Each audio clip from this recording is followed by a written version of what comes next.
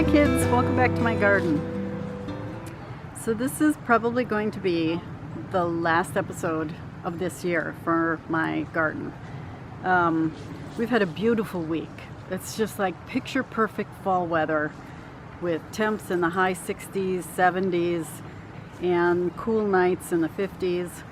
And so as far as that goes, it's been beautiful, but weather is going to turn and it's going to get cold. So I'm gonna call it here and say that this is probably all the gardening that I'm gonna get done this year. I need to rip out a lot of my garden because we did have hard frost for 2 nights, and so a lot of it died. I'll give you a little quick tour and show you what survived and what died, but really all I have left is kale and carrots and herbs, and that's it.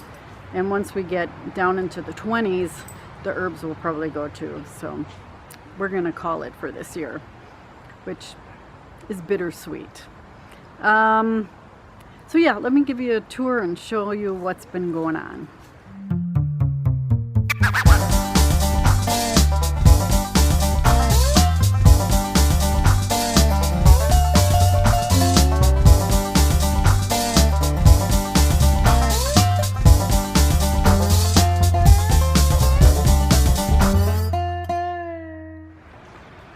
As you can see here, my hydrangea bushes are starting to get that pink tinge to them.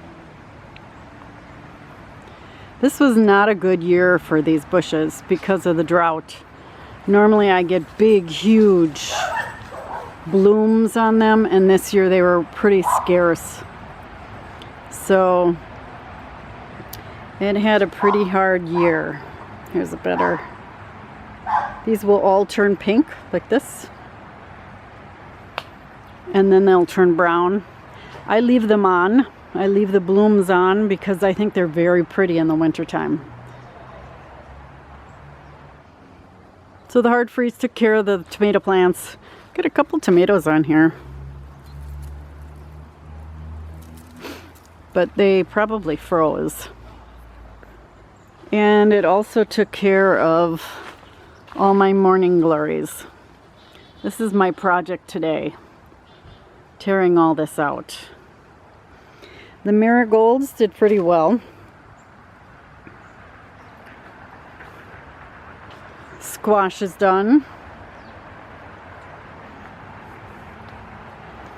Peppers I had covered, but you can see there's frost damage on these. I think I'm gonna try overwintering some of these peppers. Most of them did okay. There's frost damage, like you can see the ones that were touching the plastic. They have frost damage on them. But I'm going to pick the rest of these peppers. I've just been waiting for these to get ripe. But that's about as ripe as they're gonna get. I'm gonna pick all these. There's some over here too. I mean, peppers you can eat at any stage. They just taste like green peppers. And then I'm gonna choose the plants that I want to overwinter. And my guess is it's gonna be the hot varieties. For the most part, zucchini is done. I'm going to end up pulling this plant out, and this one is finally giving it up. But I still have a couple zucchini on there, so I'll leave it until... I'm not going to worry about covering it anymore. These tomato plants, I had them covered, and then I looked at the forecast. Nights were supposed to be in the 50s, and a cold night snuck in there and completely got all these plants. So this is a failed experiment. I think if I would have had more sunlight, it would have been better for these tomatoes. Over here, the sage is still doing very well.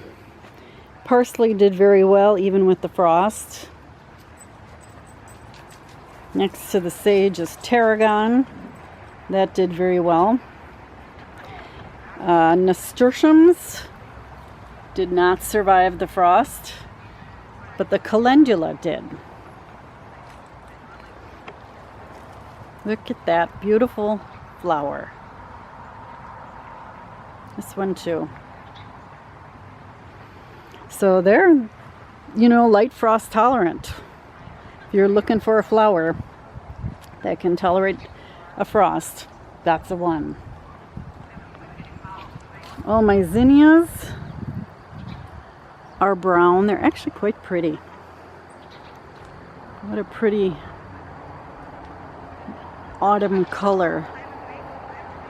They look like bouquets of flower that the Munsters would do. And then the marigolds are hanging in there.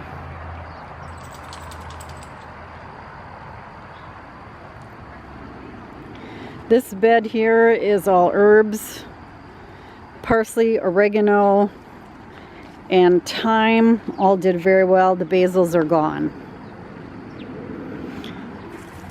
This basil, the inside is fine.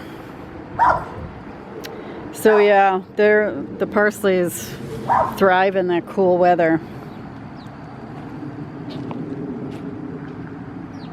And then I have more parsley over here and some chives.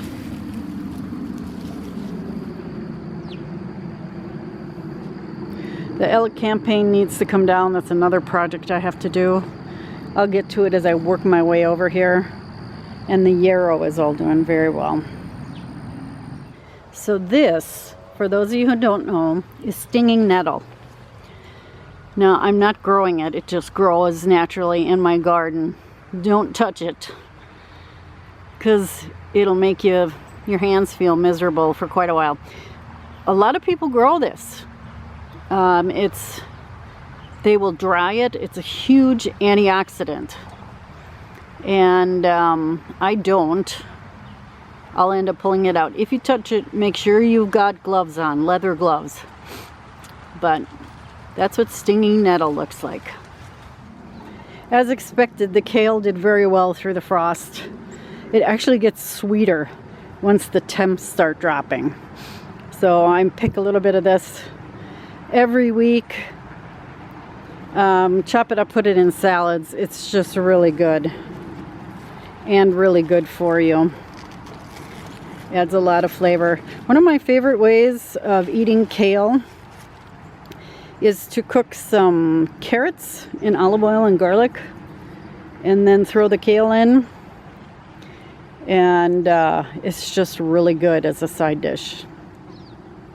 I still have a few carrots in here.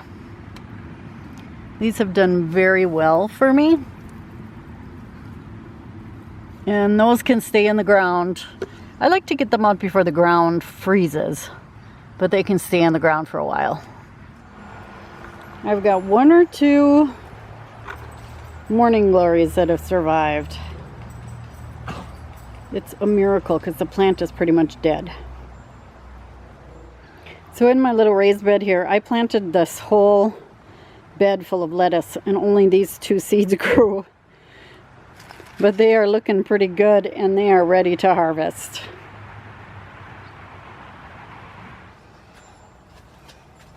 This year I'm going to try something a little different. I don't know if it's going to work or not, but I'm going to try to overwinter peppers inside in the house.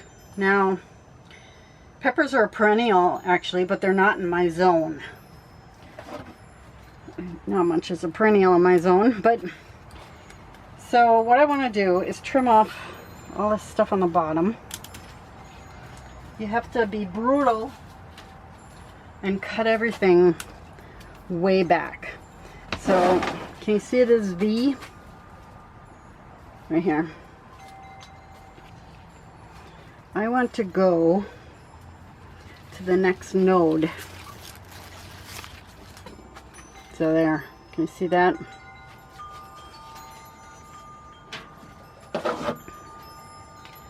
And I'm going to cut this off. Same with this one.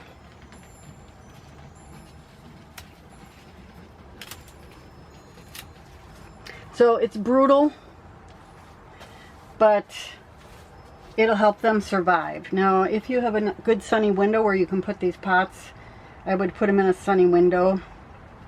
I'm going to put them in my grow room. I don't know if this is going to work because my basement is really, really dry in the winter. I have a whole house humidifier, but it doesn't really, I don't have any vents down in the basement. So they don't really get the humidity. So I'm going to try to keep them moist enough. They're going to live out here in the greenhouse for a little while until the nights get too cold. And then I'll bring them inside. Right now what I'm going to do is I'm going to give them a really good drink with a fertilizer. A water-soluble fertilizer. And then they can stay in here until it's time to go in the house. The ones that made the cut were Intruder, Felicity, the No Heat Habanero, Jalapeno. This is a Suave Orange. These were really good spicy peppers. Really good flavor, really good spice, not too hot. And then over here is the California Wonder. So I'm all red-faced. It was hard work digging those up because the ground is so dry. So before I take them in the house, I'm going to give them a hydrogen peroxide bath to kill any, bad microbes that you don't want. Fungus gnats mostly. And if you're really worried about fungus gnats, when you bring something inside, just put like an inch of sand on the top of your pots, and that keeps the fungus gnats away. So, yeah, we'll see if it works. I don't know if that's going to work or not. I really don't. It all depends on whether or not I can keep them moist enough. So, we'll see. These are the peppers I were able to pick off before I pulled the plants out. This is the Aura and the Glow. Jalapeno, No Heat Habanero, a couple banana peppers. This is one of the Intruders, bell peppers. Felicity, which is a No Heat Habanero. I'm sorry, No Heat Jalapeno. And then this is those Escamillo peppers. So not a bad little pepper haul. So as you can see, I pulled down tomatoes. Everything is down. If you want a little tip, just cut them off at the stems. Let them sit there for a couple weeks. Macy, go away. And you can just pull them out.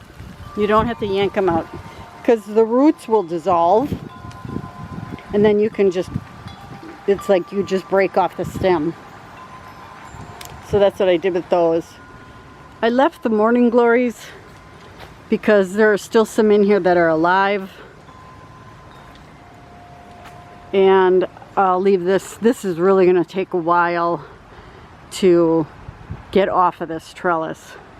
And it's already 3:30 and I haven't eaten lunch. So I had to stop. This is where my squash was. That was empty, and then the cantaloupe was there. Here was all the peppers.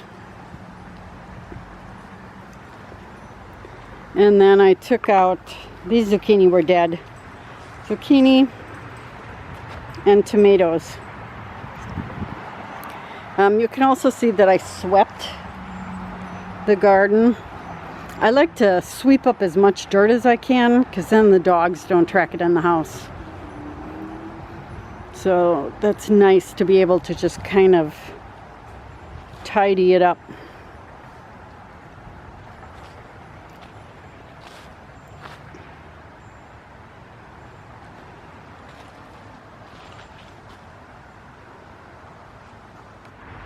So that is going to be a wrap for this year. Done. I did it. Another year. Looking back on this year, there were some good things and there were some bad things. The drought was a major thing that I will remember from this summer. The drought and the heat. It was a pretty warm summer. Yeah, I'm sad it's over, but I'm also kind of glad for the rest, because keeping up with the garden and working full-time is a big job. So I'm glad for the rest that I get over the winter. But I'd like to take this opportunity to thank each and every one of you who watch me every week. You don't know how much I appreciate it. I really, really do. I make these videos mostly so my friends and family can see what's going on in my garden. And if anybody asks, hey, how's your garden? I always point them to my YouTube channel. But I know that my channel has grown a lot this year, more than any other year. I think this is my 3rd year, and I'm still a pretty small channel. So every year about this time, I'm ready to quit YouTube, but I continue to do it so my friends and family can see what's going on here. So thank you so much for those of you who watch and those of you who subscribe. And until next year, happy gardening, everybody. Bye-bye.